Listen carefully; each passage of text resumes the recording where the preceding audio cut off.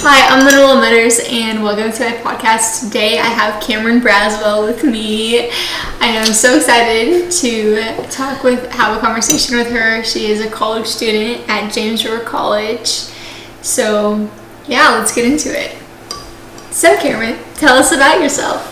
Yeah, I'm a sophomore at James River College. As you know, I'm in the creative practicum. Before coming to the college, I was homeschooled my entire life. I went on 2 mission trips last year. It was so fun. I went to Nicaragua and I went to Bosnia and Herzegovina. Very, very fun summer last year. Yeah. Wow.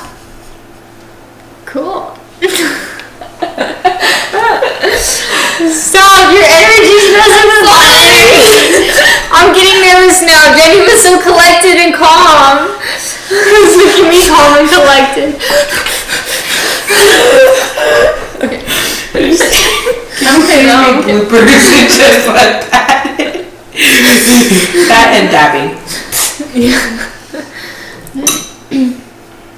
Okay. Wonderful. Well, let's just dive into it, Kamryn. What are you in college for? Right now I'm getting an associate's degree in leadership. And I was just actually accepted to Highlands College in the fall to get a bachelor's. Hopefully I'm still applying to their visual arts program, but that's the route I want to go for a visual arts degree. So very creative. Yes, creative direction for sure. I love that. When did you know you were creative?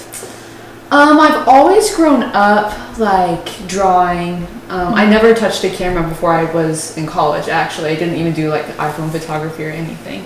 But I drew, I painted. I was just always like crafting something when I was growing up. So that's where it all started, really. Wow. What is your favorite outlet, creative outlet?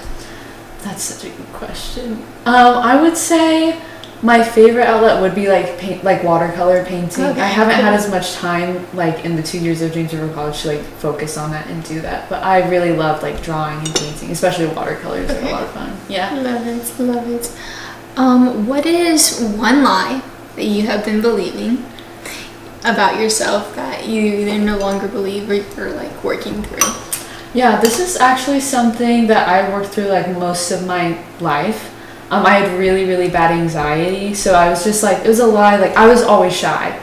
I just like touched my mic. I was always shy. Growing up, like 4 years old, like I went to Sunday school at James River, where I grew up at James River. So like every service day, like I was there 2 services on Sunday, 1 service on Wednesday, because my parents volunteered. And we never missed a service, but I never once spoke one word to anybody in that class ever. Like, not to my teachers, not anybody. And it was really, really strange, like, because, like, I literally, like, I would not talk to anybody. I just remember, like, I would just be anxious the entire time being in there because I didn't know anybody. So I wouldn't talk to anybody, not even, like, the leaders who would try to talk to me and everything. And were you like that, like, as a kid, too? Like, you were always just really shy? I was always shy, except around my family. Like, I'm literally, like, around my family, I'm so loud, I'm so outgoing. But, like, if anybody I don't know, like, enters the equation, I would just, like, shut down. And I was, like, would be so quiet. Even around, like, extended family, sometimes I'd be really, really shy, really quiet, when that's not really who I was. And so I really had to work on social anxiety because that's really what it came down to. Man, this is going to be a really long video for you. I'm so sorry. I love it. Keep going. So, let me think. So I really started facing it in the college, but it really got to a peak because my parents didn't know at all. Like, I did not tell them that I had such bad anxiety. Like, sometimes I couldn't sleep at night. It was just really, really bad. And it got worse over COVID. Just because, not because of COVID itself, but it was just because that was a time when my cousin, who I was really close to, she was going through like depression, she was suicidal and all these things, and I was closest to her. She was one of my closer friends, because we were like 3 months apart exactly. We always did everything together, and suddenly I didn't super know her because she was going through a lot of stuff, and so like I would not sleep at night. I started throwing up because I was so anxious, and so that's when I finally told my parents. I was like, hey, I'm really struggling with this and I don't know what to do because like I was crying constantly, like I had no joy at all. And so like I'd grown up in church, so I know like I'd had experiences with God and I knew he was real because I I mean, I felt him, like I'd gone to camps, you know, I had that great camp experience, like, oh, I'm gonna like change everything about my life now, and then I like go back to just, you know, a couple weeks in, just like not doing devotions, not doing anything. I'd still like, I was serving at church, still super involved in the church and everything, and I was like, I got saved when I was like 5 years old, you know, but I was like, was I truly saved? Like, did I truly understand like what Jesus had done for me? And I realized, like, I was sitting in my backyard and I was like literally just like sobbing. I had like taken my dogs out and I was just like crying, and I was like deciding whether I believed in God or not. It was like a really pivotal moment for me, because I was like, is God real? Because this is going to decide like what my entire life is about. But I was like, I know God is real because of all the experience I've had with him, because I went to church every Sunday and Wednesday. Like I went because my parents went and I had to go. But even if you have to go, you still like, you see him move.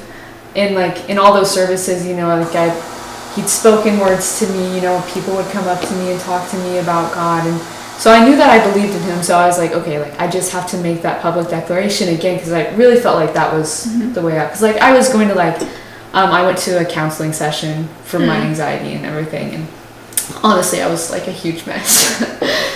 But so that Sunday, it was like we had a guest speaker. It was Pastor Earl McClellan, one of my favorite pastors ever. But I could not tell you what he talked about that entire message, because I just knew, like, my heart was pounding literally the entire time, because I was like, I have to go down front at the end of this service. And I was terrified to do that, because I would be getting up and like in front of so many people. I hated it being in the spotlight. I hated being like around in front of a lot of people. And so I was like, so I like raised my hand, and then he's like, come down front. I was like, I don't want to do it. I don't want to do it. And I was like second row, so I didn't even have to walk that far. It was right there. And so this like host like came and got me, like led me down the aisle. I was like, it was they saw you. Yeah, and they saw me because I was like, I was the first person to go down. Like nobody else had walked down at all.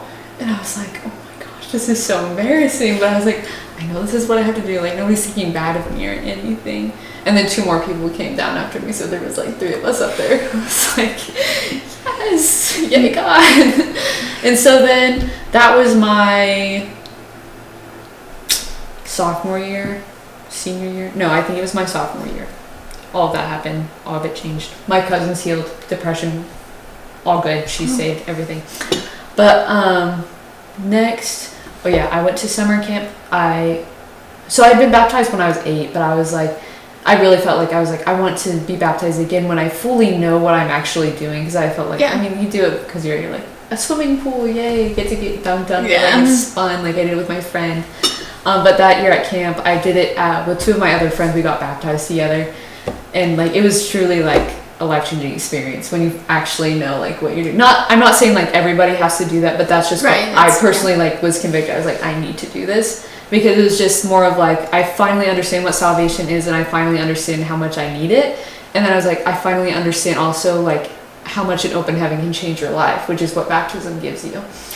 And so my anxiety got better. Like I wasn't like, didn't have it like 24/7, but I still really struggled with like social anxiety. I don't need a lot of friends, like personally, like I'm more of an introverted person. Right. And so I only need like 1 or 2 good friends, and I'm set. That's all I need.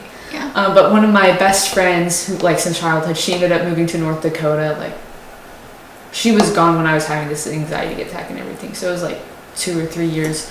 So I think like freshman year she had moved, but she came for like summer camps and everything. So I didn't really like have a ton of friends. I had like no good friends. So I wasn't like hanging out with people or anything. I would work from like 9 to 5, usually like 4 days a week, and then I would do online school.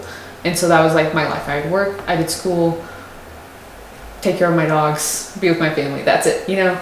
And so then I went to James River College, which I didn't super want to at first, but then I was like, you know what? Like, it's honestly like the easy choice for me, because I literally grew up at James River, and my sister had a really great experience, changed her a lot. So I was like, I'll just give it a try. It's 2 years, so I'm like, that's that much closer to being done with school, you know?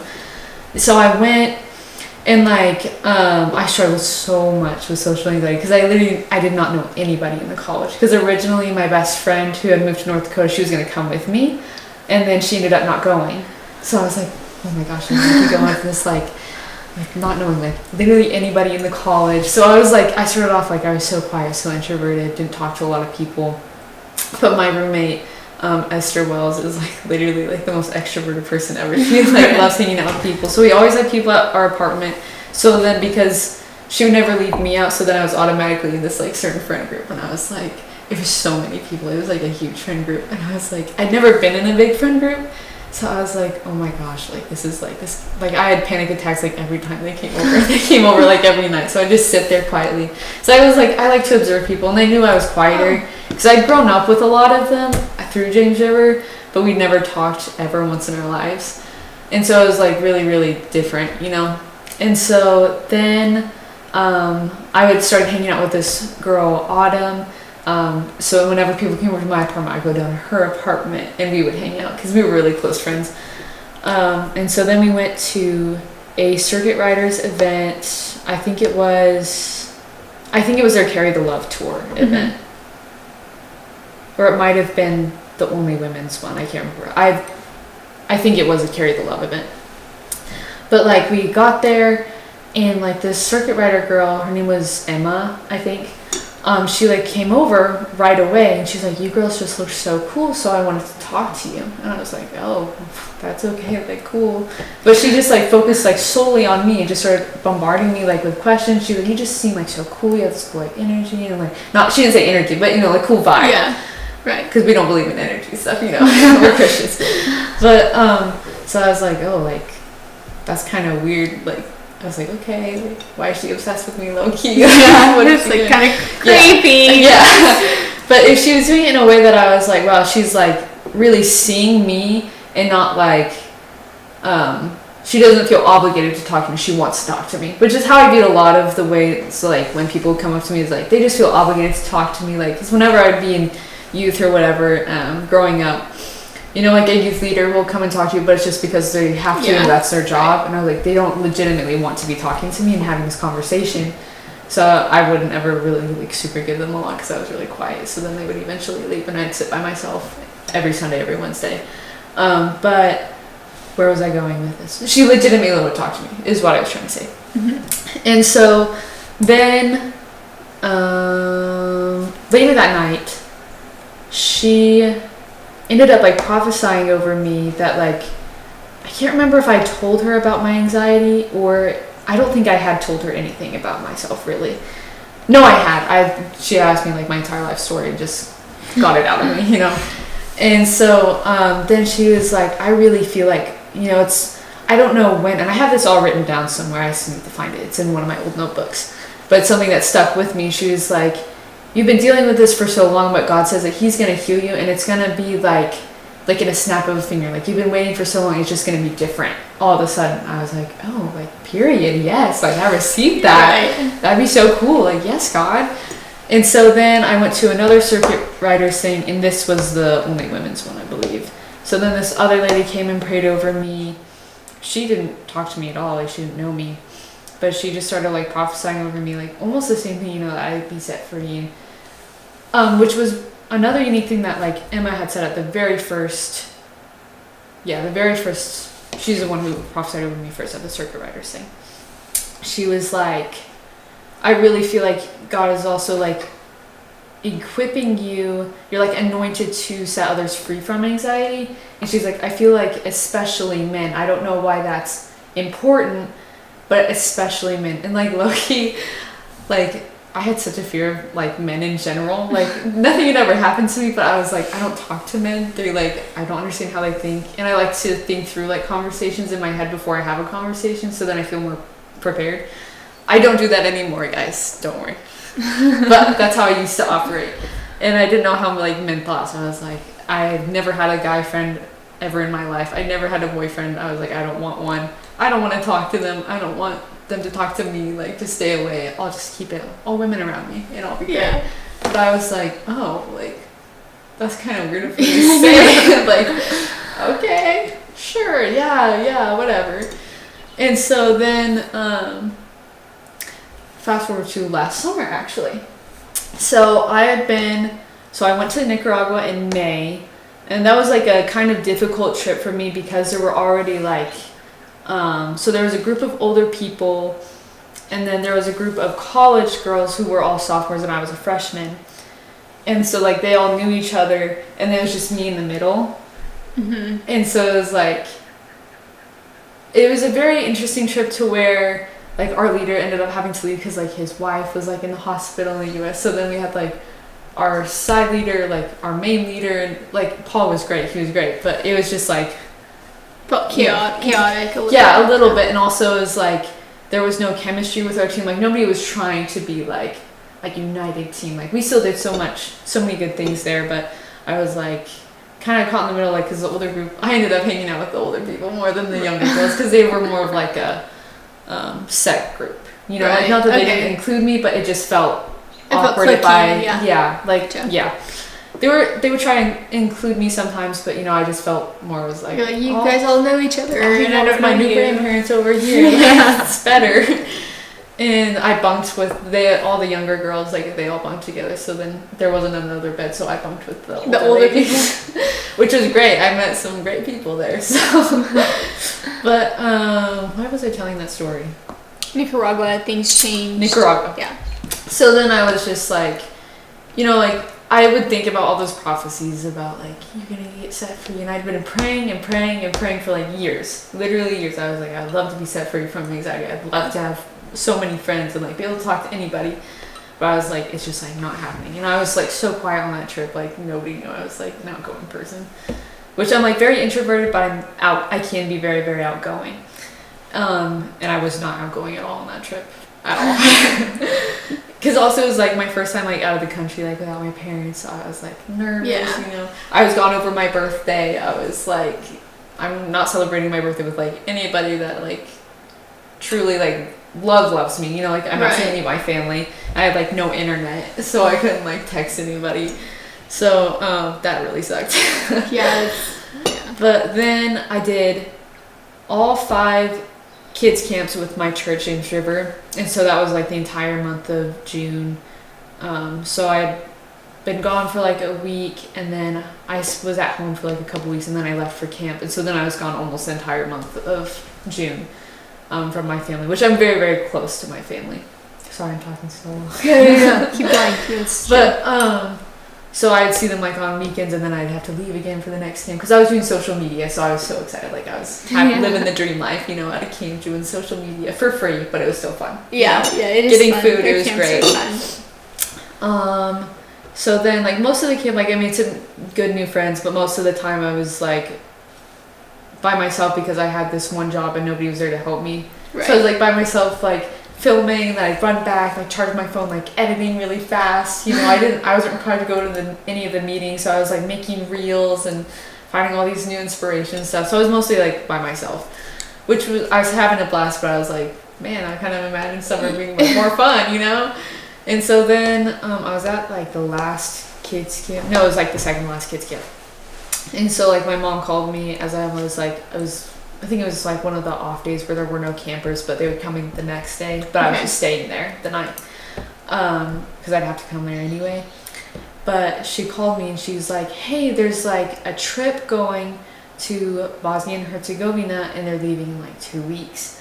And the trip is full, but the missionaries have just requested like a photographer and videographer to go from the church because they're like unveiling some building that the church helped to fund.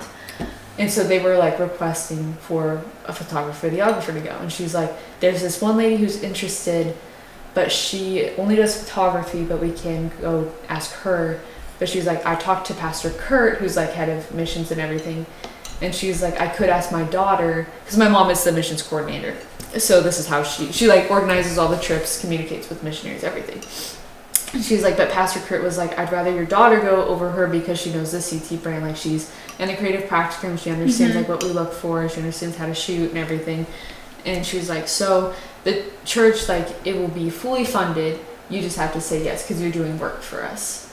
And I was like, because I had originally been signed up to serve all 5 of the youth camps as well, which were the next month.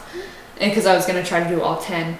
But I was like going to be like a leader for the youth camp, and I had wanted to do social media, but it didn't work out that way. So I was kind of nervous for that. But then I was like, man, like, I was like, okay, let me, like, think about it for a little bit, because I was like, I'd be leaving in 2 weeks, like, the whole team knows each other already. It was crazy. But I was like, you know what, that's such a big opportunity, I'll just say yes and I'll go. And so I was missing, like 3 of the 5 kids, the youth camps. So I was like, I'll just not do any of the youth camps. So I'll just go on this trip instead. So I get home from the last kids camp, and then I'm home not even a week, and then I leave for Bosnia and Herzegovina. Wow. So still have not seen my family like the entire summer. And then I ended up like helping this missions organization. Like they'd asked me to get stuff for them, and they gave me these mics that I had no idea how to use. So I'm literally like the most stressed person in the world, because I was like, this missions organization is like asking me to get stuff for them, like interview people about their testimonies and everything. And I was like, I feel so underprepared. Like I was like, I don't have the skills I need for this. Like this is insane. And I was like, also like, I went to the last team meeting, and like everybody was so welcoming and everything, but I was like, they were all like already so close, and I was like, this is so like awkward. I was like, I'm not gonna have like any friends again. Like I spent the entire summer alone, and so now I'm going like even farther away than Nicaragua, and I'm gonna be like, I'm not prepared at all. Like I don't know the culture, because like at least in Nicaragua, like I know some Spanish. I don't know any Bosnian. I've never heard of Bosnian. I know. I didn't know what language they spoke there. And so I was like, okay, I'm just gonna do it. It'll be great. So I like met the team leaders and everything. And so like honestly, I was like the most emotional wreck on that missions trip, because I was so stressed out about like the expectations of this organization that wanted me to do their stuff, and I felt like I wasn't doing good enough. And so then I didn't really like. Whenever I feel like I'm doing a bad job, I just like hate what I'm doing, and I'm not having any fun. And so my mom was like, I was like. Called my mom one day, and I was like literally sobbing, and so many people saw me crying that day. It was so embarrassing. But I went up to like my bunk room, because like at first I couldn't go to my bunk room because they were giving me a tour of the building. So I was out in the back behind the building just like crying and calling my mom. It was like awful.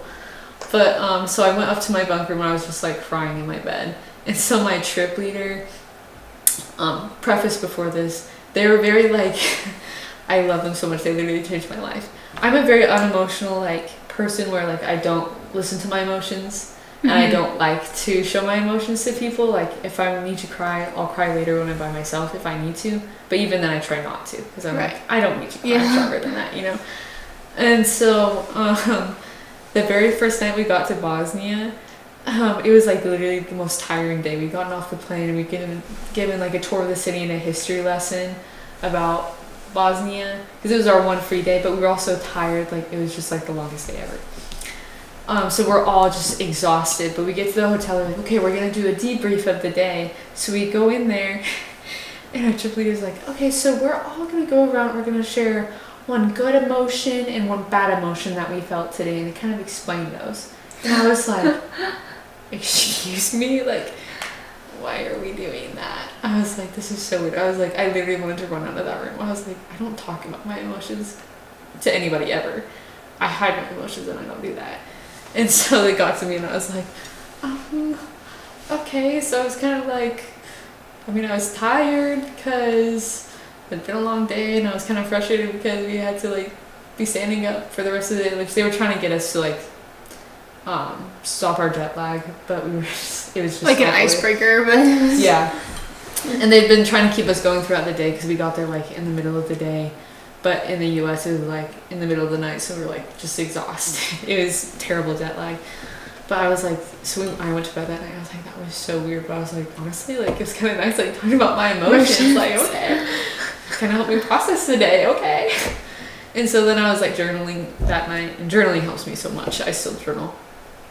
But all that to say, on this trip, my leaders really helped me. Like they validated my emotions, which I had never experienced before. And how did this connect? Social anxiety. Yes. So I ended up, so that night I was like crying, and then my leader came and like talked to me about all these things and was like encouraging me. And so like each night, I mean, we're talking about our emotions. And then my trip leaders, they were like, so there were 2 trip leaders, and then they were all sisters. there were like 4 of these sisters, the Richards, who are West Campus. Shout out to them if they're watching. Best people ever. I hope they're not watching this. But they were like the kindest people because they were actually like going out of their way to like ask me questions and make sure that I felt included, and their brother Johnny as well. And like whenever I was by myself, they'd be like, hey, like asking me about my life, asking me like all these questions. So they were like legitimately, they're like, I want to get to know you. And they would ask like very, very deep like questions, and I'd be like, oh wow, like you're getting to know like really the real me, not like the surface level me. Like this is insane. So I grew really close with them and like everybody on that trip. And so like because everybody was like always including me, but I felt like still really quiet because I was like, I'm in a new culture. Like my job was totally separate from what they were doing, so I wasn't really in the group. Okay, I was separate. And so but I still felt included. And so one night I was like doing my devotions because like everybody else had a job to do, but like I finished videoing something, and then I ended up like helping the camp like make videos to show the kids each night of like a recap of the day, which was so fun. But God really spoke to me. He's like, why are you assuming that nobody wants to get to know you? You know, he's like, because I hadn't really talked to a ton of the like local people, because I was like, they all spoke really good English, but I was like, that's just like so daunting, you know, like, because like I'm never like around them except for like, because they would all go down the lake, but I just stay up to film different things. And I was like, okay, so they're having like all this connection time. So I was really counting myself out of like being friends with them.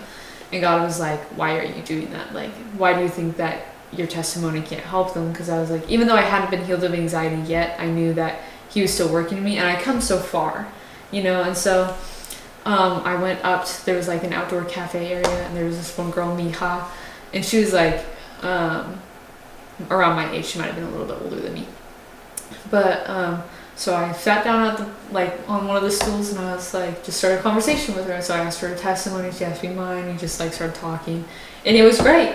And I was like, oh my gosh, like I did it. Like, God, I did it. I started a conversation, like I made a new friend. And so then I started doing that with each of the younger people, and even the people on my team. I started like asking them questions. Like, it's so fun asking people their testimonies. Just like ask them, because God's done like crazy things in everybody's lives. Yeah. And so then they'd ask me about mine. I'm like, well, I'm still kind of like low-key waiting for it, but this is what God has done in my life so far. And so then it was just a really cool experience. So then when I went back to college, I was like, you know what? New year, new me. They haven't seen me over the summer. Who cares if they're like, who the heck is this? Because I can just be like, God changed me. So it was like all of a sudden like in the snap of a finger, just like it just happened. It just happened. Just like the prophecy. And so like there were like the first few weeks were a little bit like the first few days I was like, you know, there's always that doubt. It's like, you can't do this, like they're gonna think you're weird. I'm like, you know what, no they're not. I'm just gonna go hang out with them anyway, even though I really super don't want to, because it makes me kind of anxious. I was like, I'm not going to. So now I hang out with whoever I want now. I start conversations with whoever I want now. Do you feel like it was a mind shift, or was it a kind of just a supernatural thing? Sorry. What was your battery at on this camera? 100%. What's it at? Is it dead? I think it died. But that one has been recording the whole entire time, because it's about 30 minutes long. Okay, pause. I will get a new battery. That's. Is this saying it's dead? No, it says 30, but it just would not turn on. Okay. Interesting. Let me just grab my.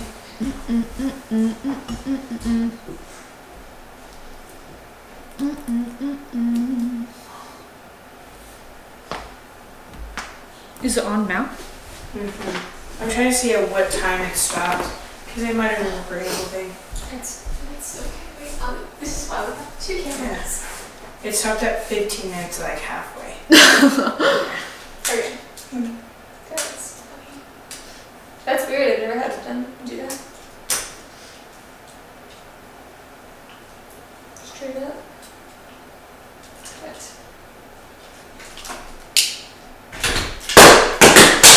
I'm so glad your toes were not there. It's like,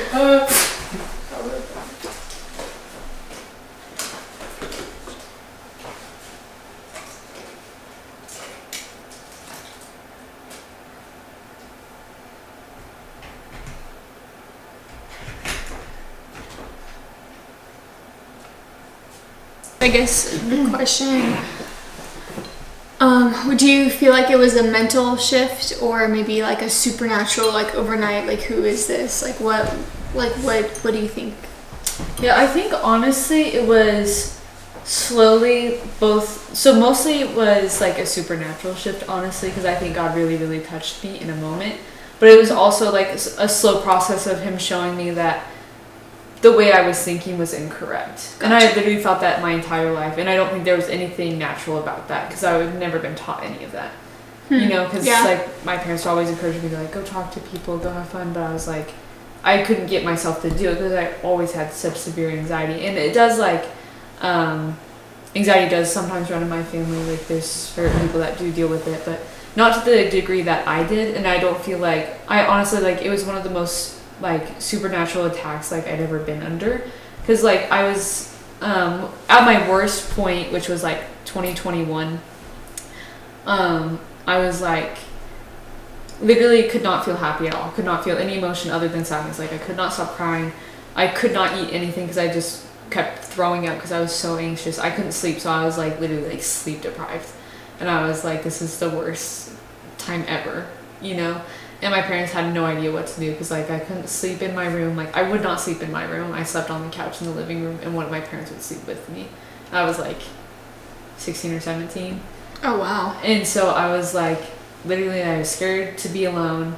Even like my dogs were in my room, you know, but I could not, like whenever I felt very unsafe in my room, which was very, very weird because like I would just like, I would sleep in my room and that's it. But eventually I did not sleep in my room at all. I just would go in there to like do whatever I needed to in my room. Was it because you had like nightmares, sleep apnea, or no? It was just like honestly, like I had like a weird vibe in my room whenever it was like nighttime. Like I hated nighttime. Like I just so my room is on the bottom floor and everybody else's rooms are upstairs. Gotcha. So I was like by myself. I had 2 dogs with me. You know, like medium-sized dogs. Like I knew nothing would happen to me, but I was like, it was a very, very like strong spiritual attack on me. And so my parents like realized that. They're like, there's nothing like natural about this. Like, and we didn't realize it until like I went to my counseling session, and my counselor, who was Brian Moody, who ended up being like one of my professors at the college, low-key felt kind of awkward, but I was like, he didn't mention it ever, so it was okay. But he was like, he was like, do you like to be in your room? And it was like such a strange question, but I was like, no, I hate being in my room. I will not go in my room. I was like, I don't sleep in my room. He's like, you never, like, you don't read in your room. You don't do anything in your room. I was like, no, I don't like to sleep in there. I don't like to do anything. He's like, okay, so he was like, basically telling me, he was like, the enemy has like somehow, or for some reason, like sectioned off my room in my, like, whether it's in my brain or whether it's like spiritually or something was going on in my room to where I was like, I didn't want to be in there, you know? And so he's like, what you guys need to do is just go into your room, have your parents pray over you, and just try it out. So we like prayed over my room and I was fine. Wow, just like that. Yeah, so I would sleep in my room and then I'm trying to think about timeline here. Yeah, I slept great that night. And so it was just like a really, really weird like spiritual attack that I had been under. I don't remember what your question was. Oh yeah, was it like spiritual or mindset? Yeah. So I would say it was very much like to a point. I think my whole life it was relatively spiritual, but also like that created like a really bad mindset in my head, like negative self-talk, negative thinking, never assuming people would want to hang out with me. That's just something I always thought. So I was alone by myself a lot. And I'm a very independent person, so it never really bothered me ever until I got to college. And I realized I was like, man, like everybody likes hanging out. Like, why do they do that? Like, yeah. What the heck? So you're hanging out. Yeah. What? And so, yeah, so like it was such a strong spiritual attack, and God set me free from that. And then eventually, like I said, after that Bosnia trip, like everything changed eventually. Wow. Yeah. So it was powerful. Crazy testimony. Yeah, the power of a testimony. Yeah. Come on. Yeah. Wow. What would you say is something that your heart burns for?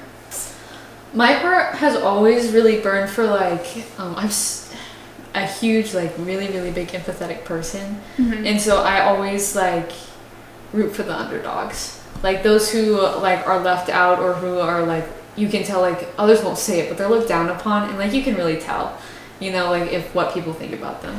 And I'm like, I don't care what they've done in the past or, like, obviously if it's, like, a slightly, like, strange person, like, I'm not like, hey, buddy, pal, like, let's be besties. Like, I love them from a distance in that instance. Okay, you know? gotcha. But, like, if it's, like, so whenever I was serving at my church before college, I served in the kids area for 4 years. So I was a classroom teacher for like kindergarten, first grade, and so I would serve second service every week with the kids who attended first service but were staying for second. So it was like volunteers, children, okay. And we would go to a separate room so we could just play games, so they didn't have to sit through like another service and be distracting others. But like I had the same kids every single week, and so I built like really great relationships with them. And there were always like, there's always those few kids, you know, who like just like have problems. The outcasts. Yeah, they cannot behave to save themselves. Like they just can't listen or whatever. And those were like always like the kids that I would focus the most on. Like I wouldn't ignore the other kids, obviously, but you just had a special place in your heart for them. Yeah. And they were always like, I would look forward to like, most people wouldn't look forward to seeing them every week, but I would be like, dang, like Eli's not here today, or JoJo's not here today, or this kid's not here today. It was usually boys, honestly, who were misbehaving. But there were always those few girls who would make it in there. But, so even that's like continued my whole life. I've always been huge on like the people who are like, people don't necessarily like, and people who get overlooked, because I'm like, I know what it's like to be overlooked, and I know it's not fun. And I know it's probably like there's a reason deep down that they're like not reaching out to other people. So I'm like, you know what, like whether they like it or not, I'm going to talk to them. I'm going to be their friend. And so like my heart really burns for like those who are like quieter, like kind of like off by themselves a lot, or like I know what other people are saying about them, so then I feel bad for them.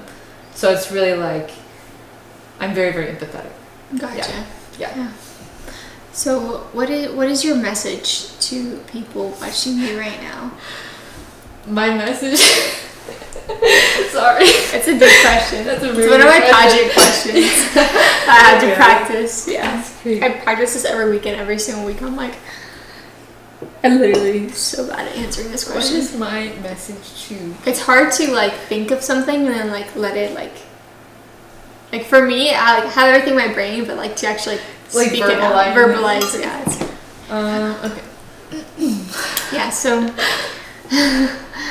Kamryn, what is your message to people watching you today? Yeah, my message would probably be like to those who are experiencing anxiety and who count themselves out a lot. Like you were made for connection. You were made to connect with other people and show God's love to everyone around you, regardless of how they look or like what their reputation is. And so really just step out in faith, and like if they don't want to talk to you, they don't want to talk to you. But honestly, 99% of the time, people want you to talk to them. Right. So just start stepping out in faith, and God will honor you. He will set you free from anxiety.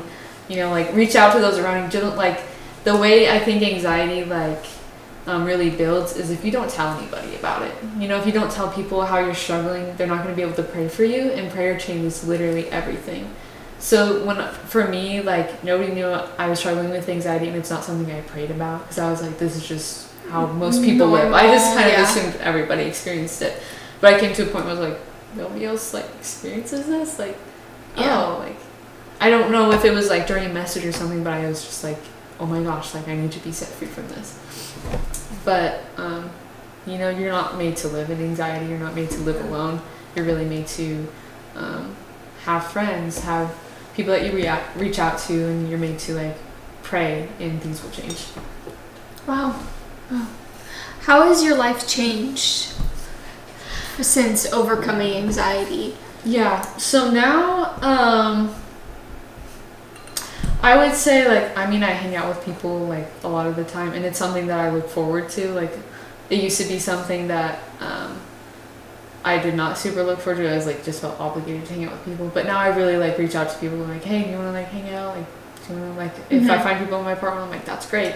Like sometimes I still like if there's like a group of people, like I'm still working on this, of Yeah, course. for sure.